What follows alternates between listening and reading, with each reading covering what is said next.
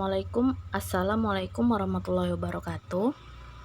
Selamat berjumpa kembali di kelas IPA. Baik, hari ini kita akan memasuki pembelajaran bab 3, yaitu tentang pewarisan sifat. Nah, jadi nantinya ini kenapa kita perlu mempelajari atau memahami tentang pewarisan sifat. Jadi mungkin anak-anak ibu semua pernah bertanya atau kepikiran, kenapa ya bisa bentuk mata saya mirip sama mata mama, kan gitu. Atau rambut ikal mama kok sama ya kayak rambut ikal saya. Atau kok saya sama sekali nggak ada mirip sama mama atau ayah, kan kayak gitu. Nah, tapi malah mirip sama kakek, misalnya kayak gitu, atau sama nenek. Nah, jadi di sini kita mempelajari tentang bagaimana gen-gen kita itu, sifat-sifat tubuh kita, ciri tubuh itu diwariskan dari induk-induk kita atau dari orang tua kita. Kalau pada hewan pada induknya, pada tumbuhan juga dari induknya.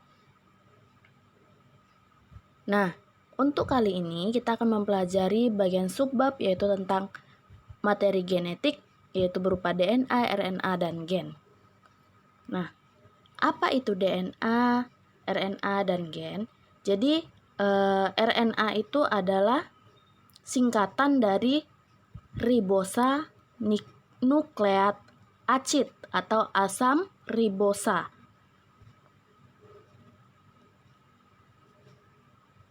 Ribosa, sekali lagi, RNA itu singkatan dari ribosa nukleat acid.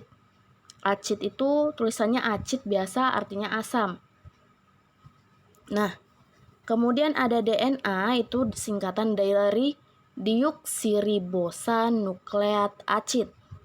Bedanya kalau RNA dan DNA, R dari RNA-nya itu singkatan dari ribosa, D dari DNA itu deoksiribosa.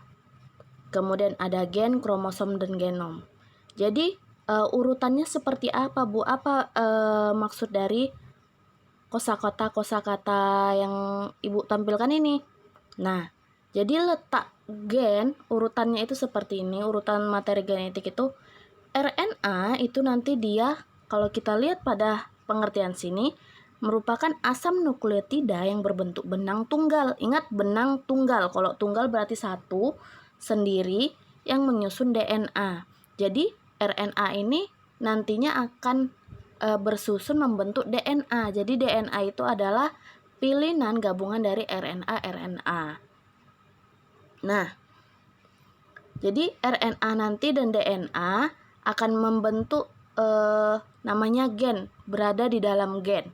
Jadi gen ini nanti kalau kita lihat pengertiannya, gen itu adalah unit terkecilnya dari makhluk hidup. Nah, gen ini terdiri dari protein dan asam nukleat. Nah, asam nukleat tadi inilah ada dua, yaitu DNA dan RNA.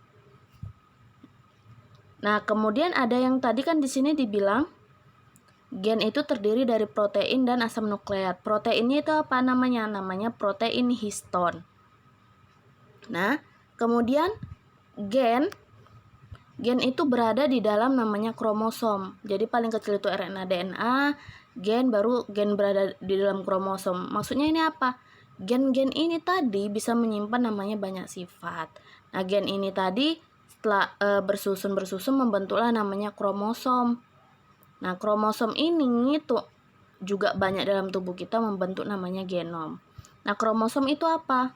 Kromosom adalah struktur di dalam sel berupa deret panjang molekul, DNA, dan berbagai protein. Jadi kumpulan DNA dan protein, yaitu dari kumpulan gen. Berarti kan DNA dan protein kan sama dengan gen, kan?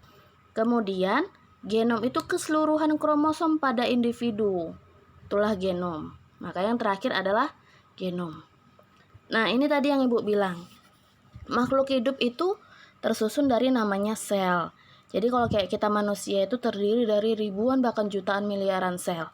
Nah, tiap sel itu memiliki namanya inti sel atau nama lainnya adalah nukleus. Nah, di dalam nukleus inilah terdapat si kromosom.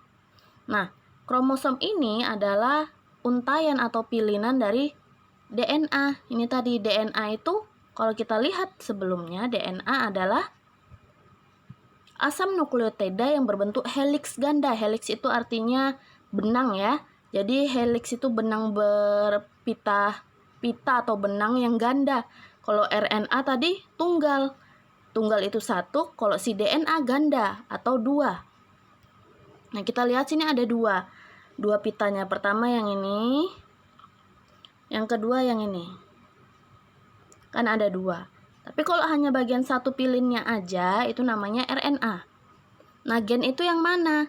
Gen itu adalah yang udah selesai di sini. DNA sini. Jadi tiap gen ini terisi bermacam-macam asam nukleat atau nukleotida, asam nukleotidanya tadi.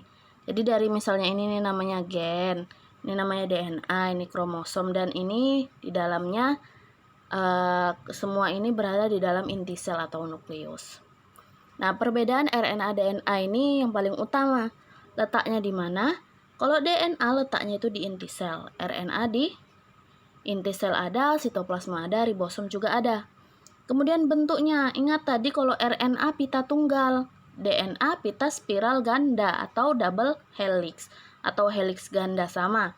Komponen gulanya itu gula DNA namanya deoksiribosa dan RNA gula ribosa. Inilah tadi yang singkatannya. RNA, R-nya itu singkatan dari ribosa, N-nya nukleat, A-nya acid. Sementara DNA, D-nya itu deoksiribosa, N-nya nukleat, A-nya acid. Kemudian ukuran dari DNA itu sangat panjang, sementara RNA itu pendek. Kemudian ini yang paling utama, basa nitrogen. Jadi basa nitrogen dari DNA dan RNA ini ada dua macam, ada basa purin dan basa pirimidin. Basa purin ini kalau pada DNA dan RNA sama ya, terdiri dari adenin, guanin, adenin, guanin. Tetapi di basa pirimidin dia berbeda. Dia ada sitosin, timin, sementara sini sitosin dan urasil. Beda di pirimidinnya, kalau sini timin, yang di sini urasil. Kemudian kadarnya itu tidak dipengaruhi oleh kecepatan sintesis protein untuk DNA. Kalau RNA sebaliknya, dia dipengaruhi oleh kecepatan sintesis protein. Nah, nanti kalau kalian nanya sintesis protein itu apa, nanti akan dibahas lebih jelas ketika kalian SMA. Oke? Nah, inilah gambar ilustrasi gambar perbedaan DNA dan RNA. DNA itu yang ini tadi, double helix, ini kan ada dua pitanya. Ada yang ini dan ada yang ini, yang warnanya abu-abu tua. Sementara RNA cuman ada satu sisi. Ini aja. Jadi RNA dan DNA ini tersusun dari namanya, ada gugus fosfat, nanti ada basa nitrogen, ada juga namanya gula. Itu tadi. Kalau gugus fosfatnya nanti ada bentuknya, Ibu jelaskan. Yang dibilang gulanya itu mana? Gulanya itu tadilah yang kalau DNA namanya deoksiribosa, kalau RNA namanya ribosa. Kemudian basa nitrogennya yang mana? Ini. Kalau RNA adanya sitosin, guanin, adenin, urasil. Kalau dia DNA, sitosin, guanin, adenin, dan timin. Nah, ini yang tadi Ibu bilang, struktur kimia dari RNA ataupun nanti DNA sama ya. Tapi kalau bedanya sini kan kalau RNA dia rantai tunggal aja ya. Nah, di sini yang kuning, lingkaran kuning ini menunjukkan namanya gugus fosfat. Jadi kalau ditanya penyusun dari RNA dan DNA itu apa aja? Jadi penyusun RNA dan DNA satu adalah fosfat atau gugus fosfat. Seperti ini biasanya dia diilustrasikan bentuknya bulat. Kemudian ada namanya gula pentosa. Gula pentosa itu gula pentosanya itu misalnya kalau dia RNA namanya sini gula ribosa. Tapi yang di sini namanya gula deoksiribosa. Itu menunjukkan dia pada DNA. Kalau pada DNA dia gulanya gula deoksiribosa, tapi pada RNA dia gula ribosa. Kemudian basa nitrogennya misalnya ini urasil, guanin, sitosin, adenin. Jadi biasanya ini pasangannya itu Urasil biasanya pasangannya itu dengan adenin. Misalnya ini urasil, berarti nanti pasangan basa nitrogennya pada DNA di sini berpasangan dengan adenin. Kemudian kalau guanin biasanya dengan sitosin. Sitosin sebaliknya dengan guanin, adenin sebaliknya dengan urasil. Baik, berikut Ibu putar video. Buat kalian yang suka nonton gosip, pasti tahu berita tentang seorang bapak yang menantang seorang pemuda untuk melakukan tes DNA. Tapi, pernah mikir nggak sih sebenarnya apa itu DNA? Setiap makhluk hidup memiliki miliaran sel yang membentuk dirinya, mulai dari sel kulit, sel darah, hingga sel saraf. Meskipun berbeda bentuk dan ukuran, setiap sel ini sama-sama memiliki bagian inti yang disebut sebagai nukleus. Di dalam nukleus inilah DNA berada. DNA atau asam deoksiribonukleat sendiri adalah molekul yang menyimpan instruksi genetik pada setiap makhluk hidup. Sederhananya, DNA memiliki struktur seperti tangga. Setiap anak tangga ini menyimpan informasi genetik kita dalam bentuk 4 jenis molekul basa, yaitu adenin dilambangkan dengan huruf A, timin T, sitosin C, dan guanin G. Oke, baik, di sini yang Ibu katakan tadi basa nitrogen itu kalau pada DNA, karena DNA adalah rantai ganda, maka dia berpasangan seperti ini. Adenin dengan timin kalau pada DNA kan, guanin dengan sitosin. Tapi kalau pada RNA, adenin dia berpasangan dengan urasil. Guanin tetap dengan sitosin. Susunan dari A, T, C, dan G inilah. Oke, seperti dilihat sini, adenin berpasangan dengan timin. Guanin yang simbol G yang kuning berpasangan dengan sitosin yang hijau. Jadi seperti itu. Jadi pasangannya itu purin pasangannya dengan pirimidinnya. Kalau tadi purinnya itu adenin, maka pirimidinnya timin. Seperti itu. Kalau dia purinnya tadi guanin, maka pirimidinnya dia sitosin. Seperti itu. Oke, baik, sekian pembelajaran untuk hari ini.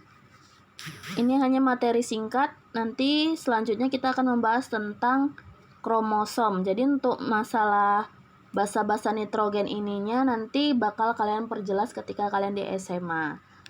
Oke, baik, sekian dari Ibu. Ibu akhiri. Wassalamualaikum warahmatullahi wabarakatuh.